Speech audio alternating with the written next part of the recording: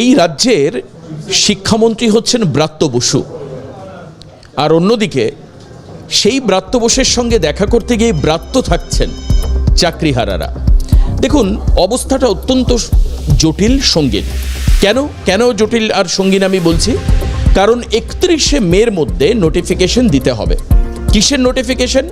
সেটা হচ্ছে সুপ্রিম কোর্টের নির্দেশ মতো নতুন করে যে নিয়োগের প্রক্রিয়া, সেই প্রক্রিয়ায় আর মাত্র সেই প্রক্রিয়ার একেবারে যে লাস্ট ডেট, সেটার মাত্র আর 4 দিন বাকি রয়েছে। কাজেই যেটা করতে হবে, দ্রুত সিদ্ধান্ত নিতে হবে। এবং সেই জায়গায় দাঁড়িয়ে চাকরিহারা যারা রয়েছেন, সুপ্রিম কোর্টের নির্দেশে যাদের এখন সেই অর্থে চাকরি নেই, যদিও তার মধ্যে একটা অংশকে সুপ্রিম কোর্ট বলেছেন 31শে ডিসেম্বর পর্যন্ত স্কুল যেতে, সেটা অন্য বিষয়।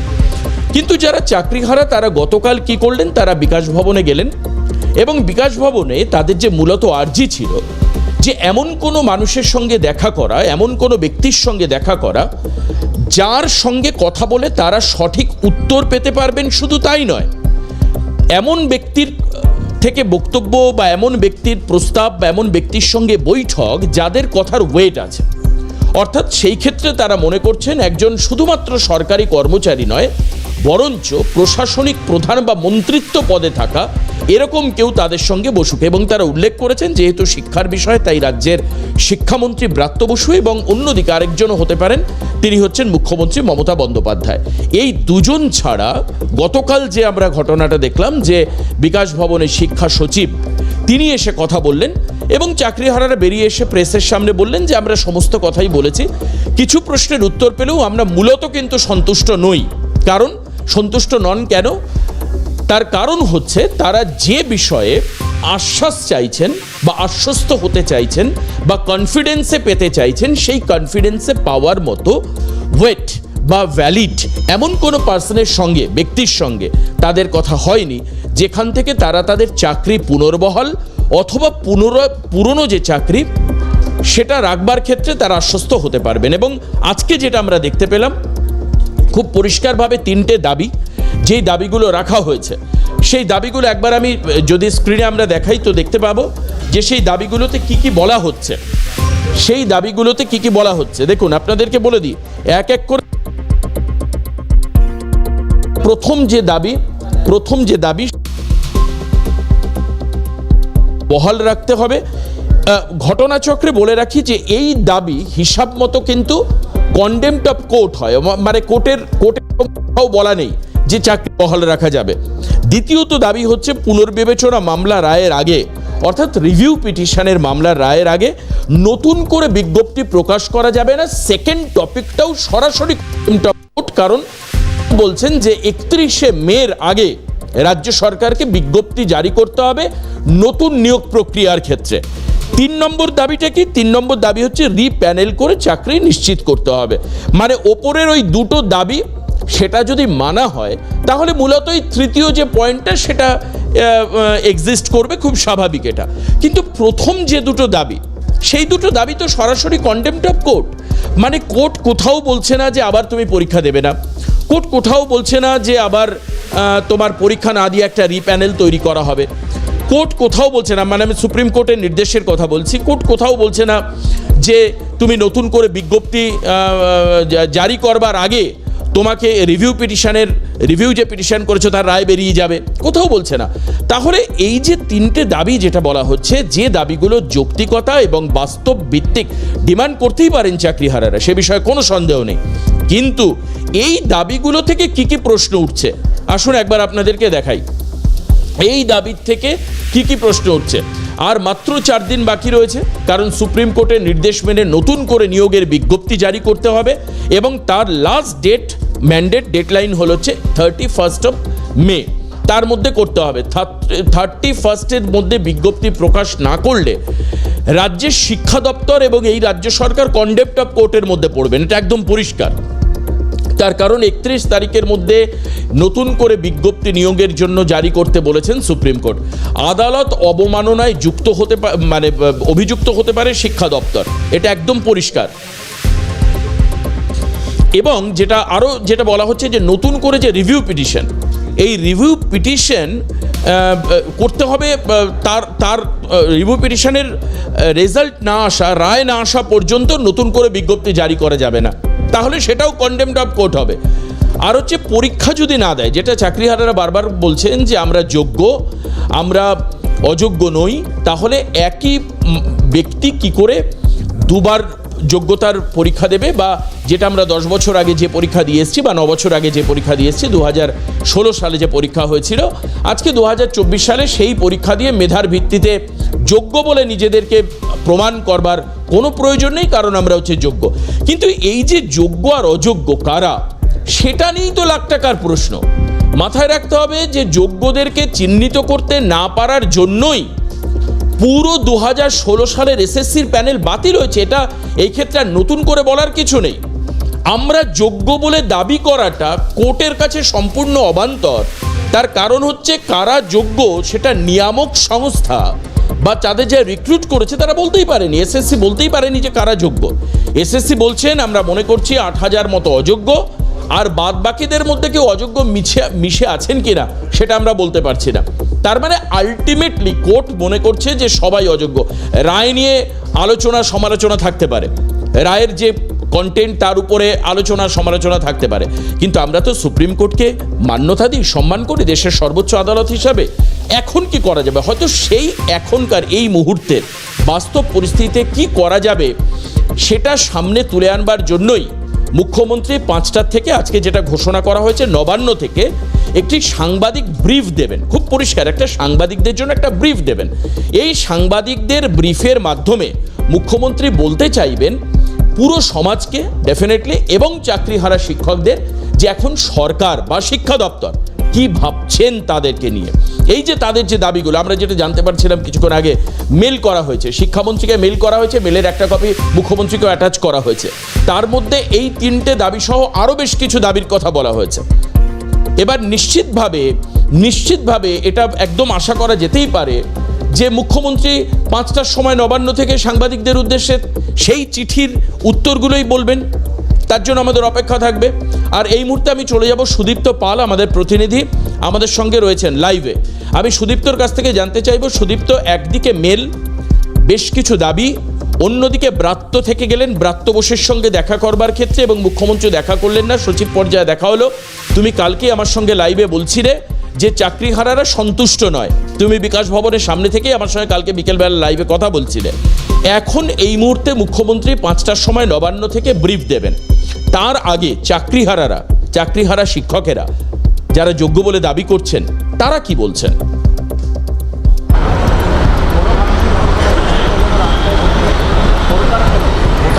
দেখো দেবাশিস, এই বিকেল 5টা টাইমটা কিন্তু চাকরিহারা শিক্ষকদের কাছে অত্যন্ত গুরুত্বপূর্ণ, কারণ নবান্ন থেকে মুখ্যমন্ত্রী কি বার্তা দেন সেই দিকেই কিন্তু এই মুহূর্তে এই চাকরিহারা যারা আন্দোলনকারী রয়েছেন, যাদের চাকরির যোগ্যতা প্রমাণের জন্য তারা 21 দিন ধরে এই বিকাশ ভবনের সামনে বসে রয়েছেন।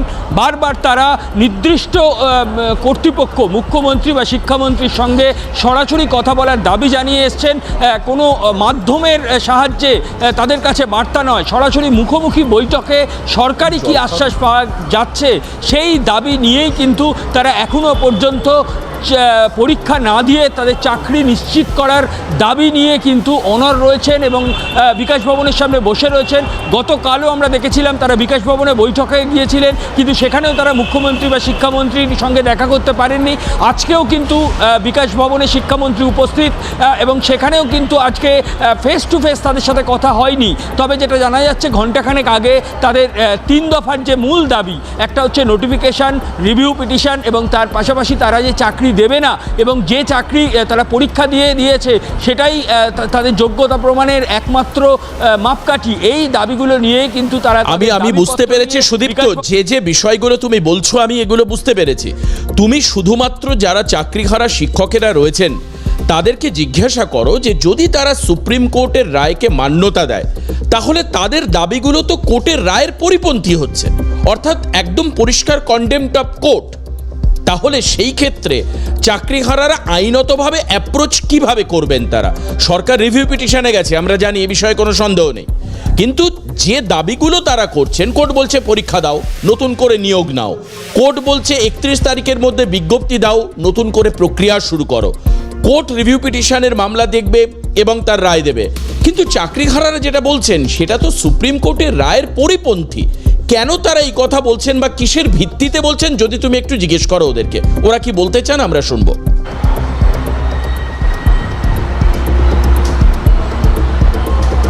একদম তাই। এই মুহূর্তে আমার সঙ্গে চাকরিহারা আন্দোলনকারীরা রয়েছেন এবং একদিকে তারা যখন মুখ্যমন্ত্রীর প্রেস কনফারেন্সের দিকে নজর রাখছেন, অন্যদিকে সুপ্রিম কোর্ট যে অর্ডার দিয়েছে সেই অর্ডার নিয়ে তাদের কি ভাবনা চিন্তা।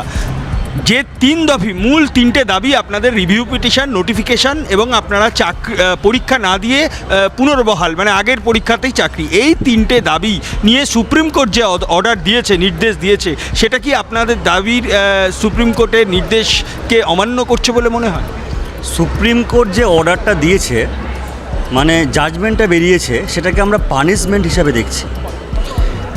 বাক কমিটির তদন্তের রিপোর্টকে মান্যতা দেওয়া হয়নি, সিবিআইয়ের রিপোর্টকে মান্যতা দেওয়া হয়নি আমাদের জন্য, কিন্তু সিবিআই রিপোর্টকে মান্যতা দিয়ে অযোগ্যদের টার্মিনেট করা হয়েছে, যোগ্যদের ক্ষেত্রে টার্মিনেশন না করেই টার্মিনেট করা হয়েছে। এসএসসির ক্ষেত্রেও তো তাই, তারাও তো সঠিকভাবে যোগ্য অযোগ্যর পৃথকীকরণ করে তালিকা আদালতে পেশ করতে পারে। দেখুন, একটা সহজ কথা বলি আপনাকে, এসএসসি দুর্নীতি করেছে 17 দফাই এসএসসি দায়ী, কিন্তু আপনি একটা কথা বলুন, তার পরিপ্রেক্ষিত সিবিআই তদন্ত করেছে, একটা নিরপেক্ষ সংস্থা দেশের, তাহলে সুপ্রিম কোর্ট কেন এসএসসির উপরই ভরসা থাকবে? আজকে চোর কখনো স্বীকার করে আমি চুরি করেছি?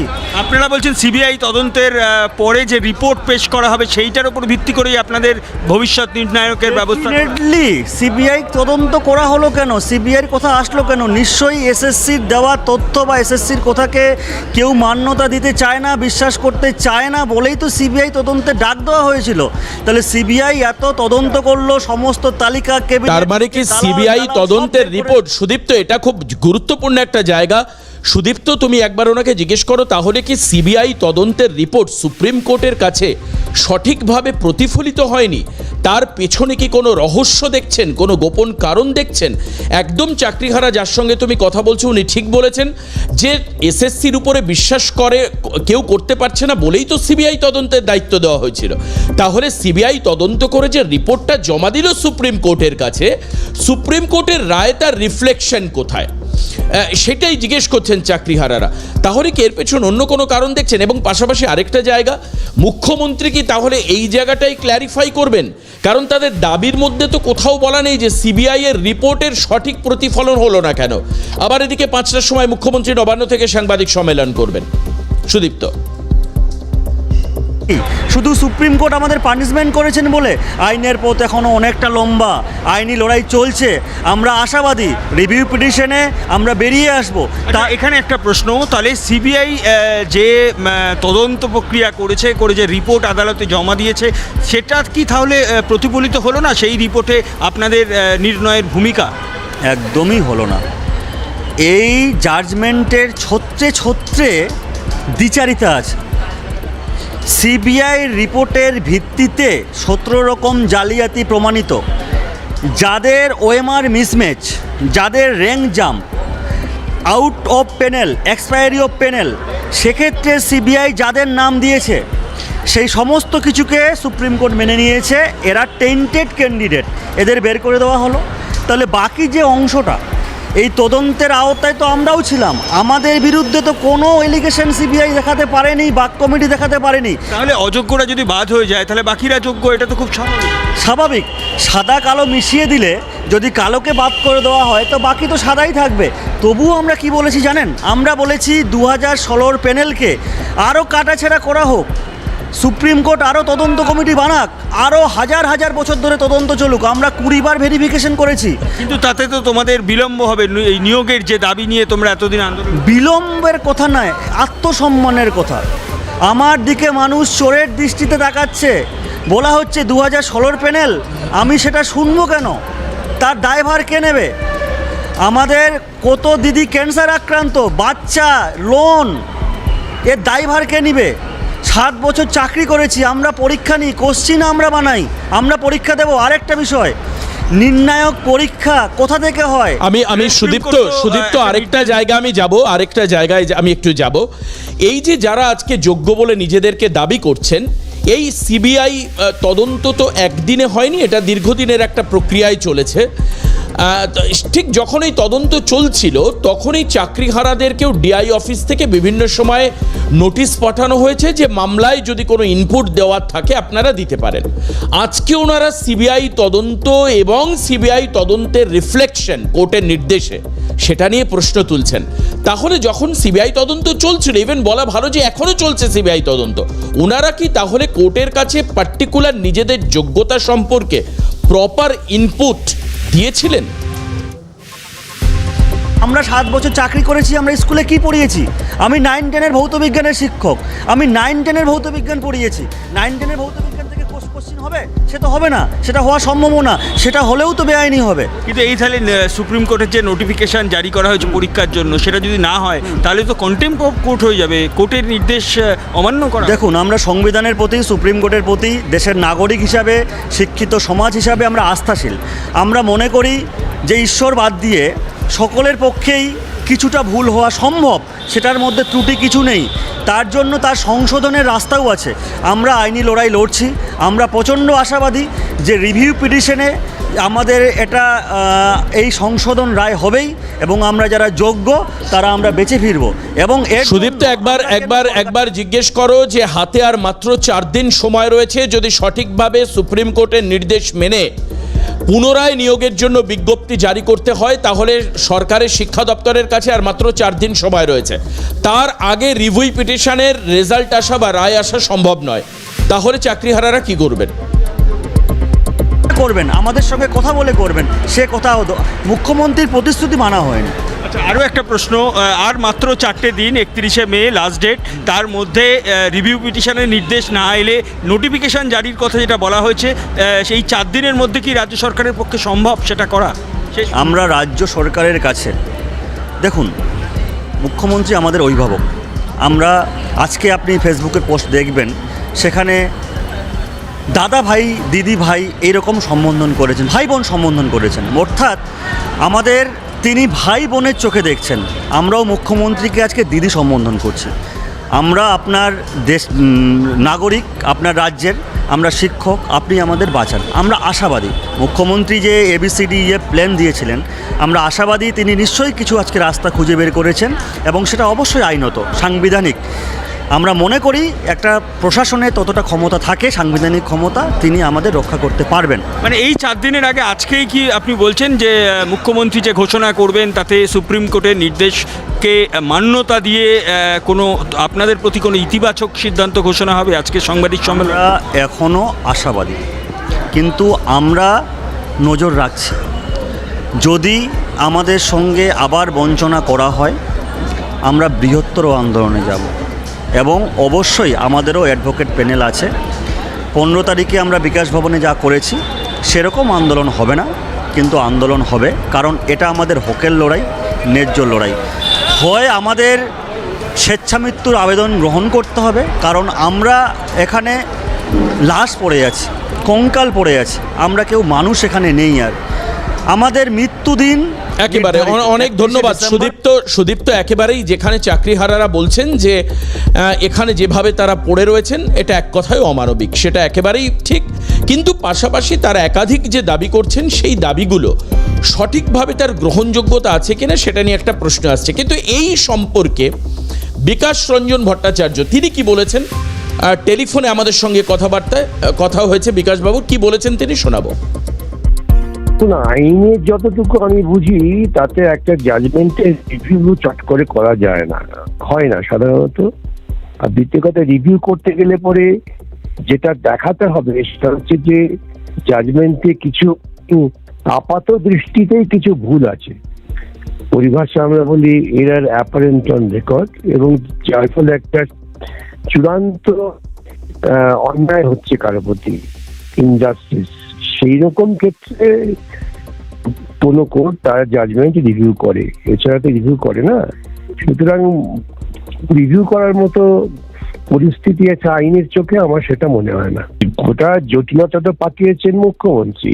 সুপ্রিম কোর্ট রায়ের পর তার উচিত ছিল সরাসরি বলার দেশের সর্বোচ্চ আদালত রায় দিয়েছে, তা মানতে হবে। সেটা না মেনে তিনি বললেন না কারো চাকরি যাবে না। ওর এইরকম উত্তেজনা সৃষ্টি করার মতো প্ররোচনামূলক বক্তৃতাই তো এই সমস্ত ছাত্রছাত্রীদের উত্তেজিত রেখেছে। কি করে হবে? কিন্তু তাদের বলেছি, ভাই আপনারা এই সুপ্রিম কোর্টের রায়কে মেনে নিতে হবে, কোনো উপায় নেই, যে যাই বলুক। আপনারা বরং প্রস্তুতি নিন যাতে ভালো করে পরীক্ষা দিতে পারেন। আরেকটা কাজ আপনারা করতে পারেন, ওদের অনেকেই বলছিলেন যে এই স্কুল সার্ভিস কমিশন আবার পরীক্ষা নিয়ে তো আবার দুর্নীতি হতে পারে, তাহলে সেজন্য আপনারা আবেদন করতে পারেন যে এই স্কুল সার্ভিস কমিশনের পরিবর্তে অন্য কোনো পরীক্ষকদের দিয়ে পরীক্ষা নেওয়া যায় কিনা আদালতের কাছে। সেই আবেদন করলে আদালত সেটা হয়তো বিবেচনা করলেও করতে পারেন। আইনজীবী বিকাশ রঞ্জন ভট্টাচার্য দুটো সলিউশনের কথা বলছেন। এক, তিনি বলছেন যে হয় এই চাকরিহারারা সঠিকভাবে চাকরি নতুন করে যে বিজ্ঞপ্তি জারি হবে এবং সেখানে তারা পরীক্ষা দিন।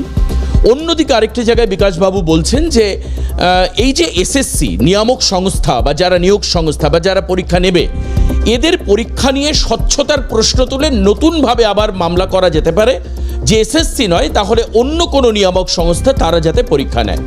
কিন্তু এই বিষয়ে একটা জায়গায় স্বচ্ছ হওয়া যেতে পারে তখনই যদি এসএসসি থেকে মিরর ইমেজ যোগ্য আর অযোগ্যদের সামনে আনা হয়, সেটাকে রিভিউ পিটিশনের সময় তাকে ইনক্লুড করা হয় এবং তার সঠিক যৌক্তিকতা নিয়ে সঠিক ক্ল্যারিফিকেশন এসএসসি থেকে দেওয়া হয়। কিন্তু সেটা কি করা হবে, এটা একটা বড় প্রশ্ন থাকছে। কি বলছেন জয়প্রকাশ মজুমদার? দায় ঠেলাঠেলির পালা পর্ব চলছে এখন। কি বলছেন তৃণমূলের তরফে জয়প্রকাশ? শোনাবো আপনাদের। এই বিষয়টি খুব সংবেদনশীল, সুতরাং এই বিষয় নিয়ে যা কিছু বলার আমাদের শিক্ষামন্ত্রী এই বিষয়ে বলবেন। এই বিষয়টি খুব সংবেদনশীল, সুতরাং এই বিষয় নিয়ে যা কিছু বলার আমাদের শিক্ষামন্ত্রী এই বিষয়ে বলবেন।